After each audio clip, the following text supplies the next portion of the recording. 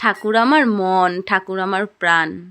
আমি মনে করি ঠাকুর আছে আমাদের জাগরণে, ঠাকুর আছে আমাদের শয়নে, স্বপনে, ঠাকুর সব জায়গায় আছে। তাই ঠাকুরকে আমরা যদি ঘরে বসেও মনে করি ঠাকুরের কথা, ঈশ্বরকে কল্পনা করি, তাহলে ঈশ্বর সেখানে এসেই আমাকে দেখা দেবে, এটা মনে করি। আর আজকে সেই রকমই দীঘায় জগন্নাথ মন্দিরে যজ্ঞ হচ্ছে এবং সেই যজ্ঞ উপলক্ষে হাবড়া শুধু না, আমাদের জেলায় বিভিন্ন প্রান্তে বিভিন্ন জায়গায় বিভিন্নভাবে এই যজ্ঞ পালন করা হচ্ছে।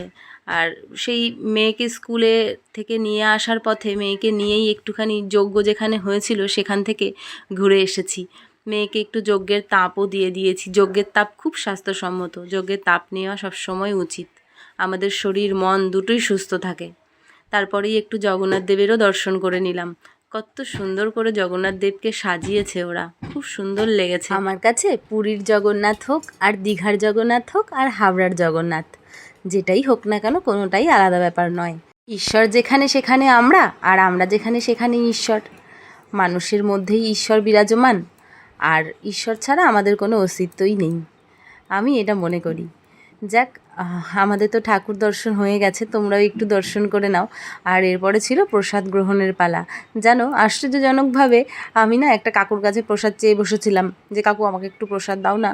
তা কাকু আমাকে একটা জগন্নাথের গজা দিয়েছিল খাওয়ার জন্য, আর সেই প্রসাদটা আমি সবাইকে দিয়েছি আমাদের বাড়ির, এবং নিয়ে এসেছি হাতে করে সবাইকে দেবো বলে। কেমন জানি মনে হয়েছে যে এই প্রসাদটা আমার কাছে অনেক মূল্যবান। সত্যি প্রসাদ সবসময় মূল্যবানই হয়। প্রসাদ একটুই মানে কিঞ্চিতই জানি অমৃতের মতন লাগে, খুব সুন্দর লেগেছে। আর ওই যে দেখো দীঘার মন্দিরটাও একটুখানি আমি তুলে নিয়ে এসেছি। আর এই যে হচ্ছে আমাদের দুর্গা মন্দির, হাবড়া বাজার সংলগ্ন এরিয়ায় একটা বড় দুর্গা মন্দির। আর এই হলো আমাদের জগন্নাথ ঠাকুর। সবাই একটু প্রণাম করে দাও।